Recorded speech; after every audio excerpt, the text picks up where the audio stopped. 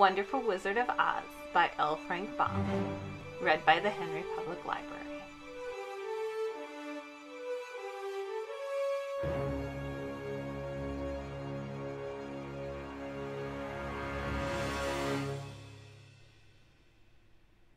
Chapter 5. The Rescue of the Tin Woodman. When Dorothy awoke, the sun was shining through the trees, and Toto had long been out chasing birds around him and squirrels. She sat up and looked around her. Scarecrow still standing patiently in his corner waiting for her. "We must go and search for water," she said to him. "Why do you want water?" he asked. To wash my face clean after the dust of the road, and to drink so the dry bread will not stick in my throat." "It must be inconvenient to be made of flesh," said the Scarecrow thoughtfully, "for you must sleep and eat and drink. However, you have brains, and it is worth a lot of bother to be able to think properly." They left the cottage and walked through the trees until they found a little spring of clear water, where Dorothy drank and bathed and ate her breakfast. She saw there was not much bread left in the basket, and the girl was thankful the Scarecrow did not have to eat anything, for there was scarcely enough for herself and Toto for the day. When she had finished her meal and was about to go back to the road of yellow brick, she was startled to hear a deep groan nearby. "What was that?" she asked timidly. "Cannot imagine," replied the Scarecrow, "but we can go and see." Just then another groan reached their ears, and the sound seemed to come from behind them. They turned and walked through the forest a few steps, when Dorothy discovered something shining in a ray of sunshine that fell between the trees. She ran to the place and then stopped short with a little cry of surprise. One of the big trees had been partly chopped through, and standing beside it with an uplifted axe in his hands was a man made entirely of tin.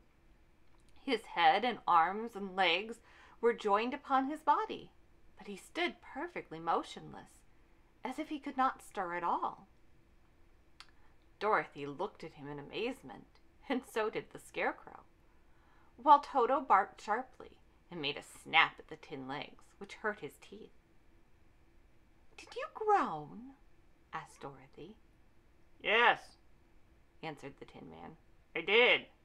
I've been groaning for more than a year, and no one has ever heard me before, or come to help me." "What can I do for you?" she inquired softly, for she was moved by the sad voice in which the man spoke. "Get an oil can and oil my joints," he answered. "They are rusted so badly I cannot move them at all. If I am well oiled, I shall soon be all right again. You will find an oil can on the shelf in my cottage."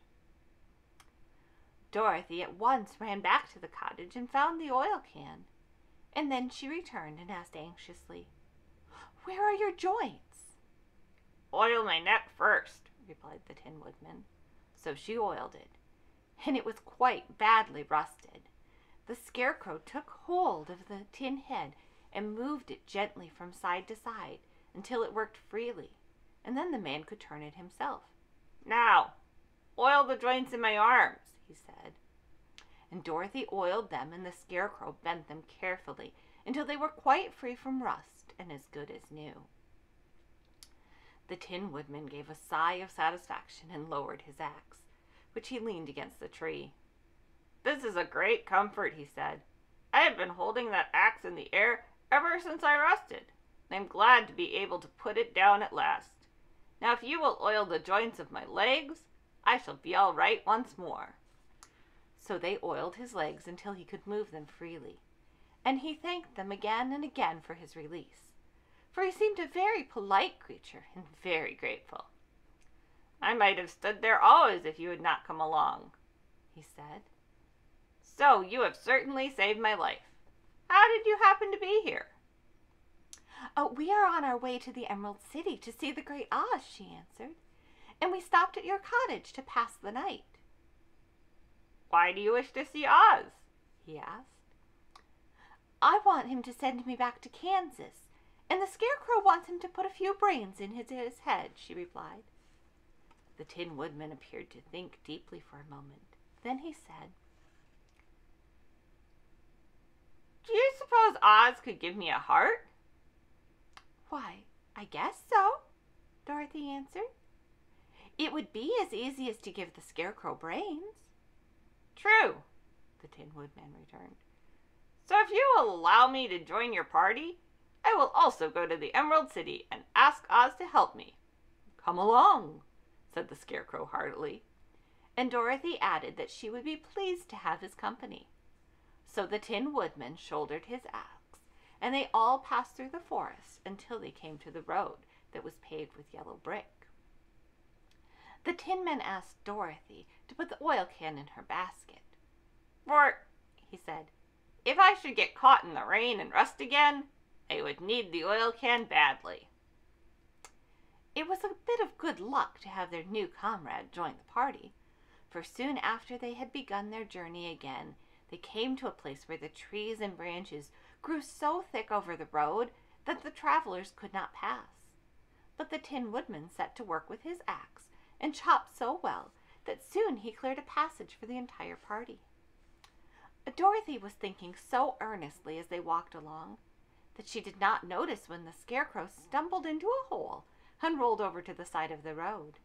Indeed, he was obliged to call to her and ask to help him up again. "Why didn't you walk around the hole?" asked the Tin Woodman.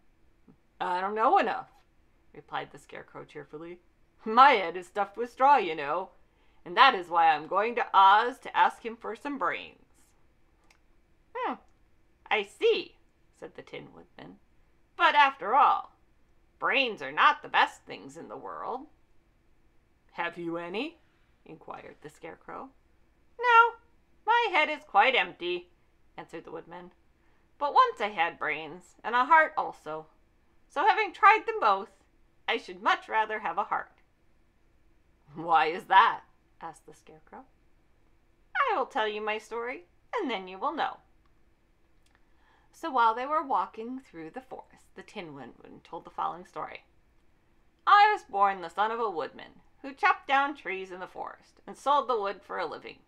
When I grew up, I too became a woodchopper, and after my father died, I took over care of my old mother as long as she lived. Then I made up my mind that instead of living alone, I would marry, so that I might not become lonely.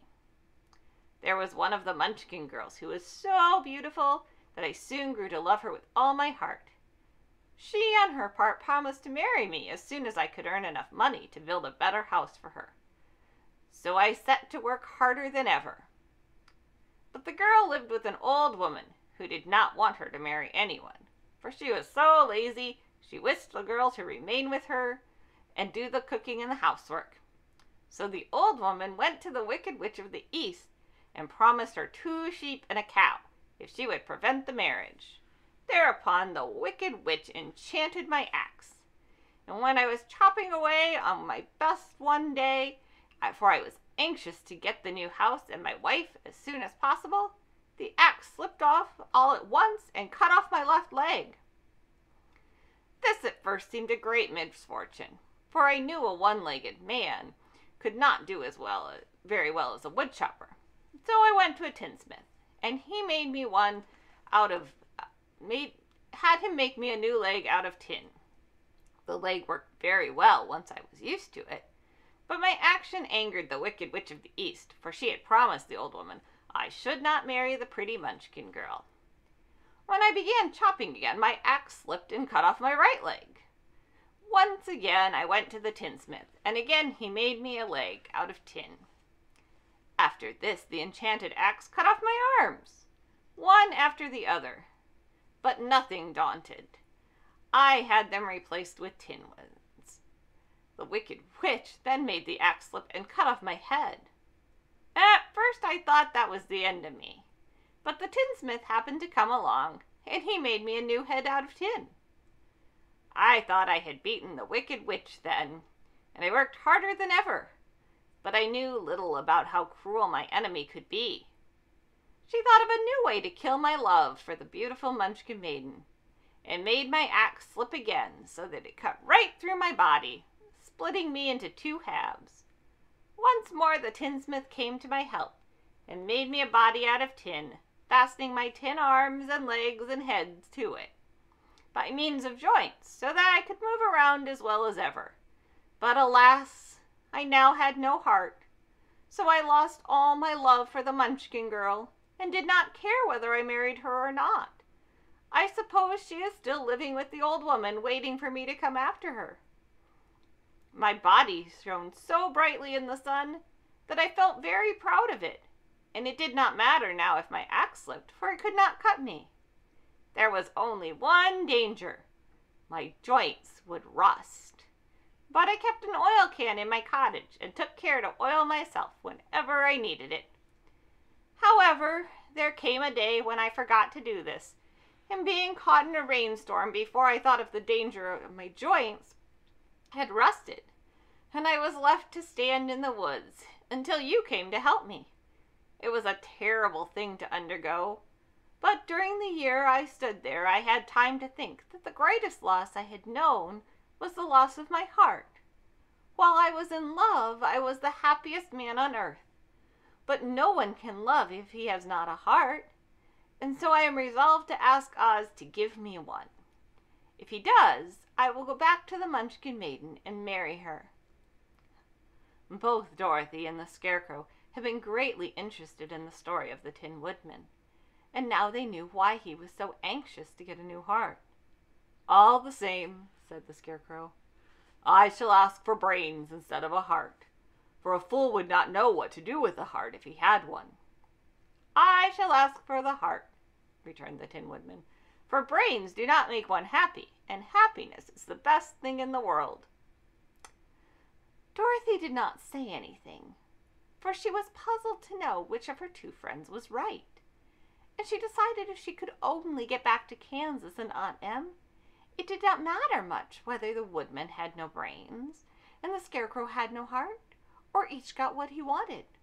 What worried her most was that the bread was nearly gone, and another meal for herself and Toto would empty the basket. To be sure, neither the Woodman nor the Scarecrow ever ate anything, but she was not made of tin nor straw, and could not live unless she was fed.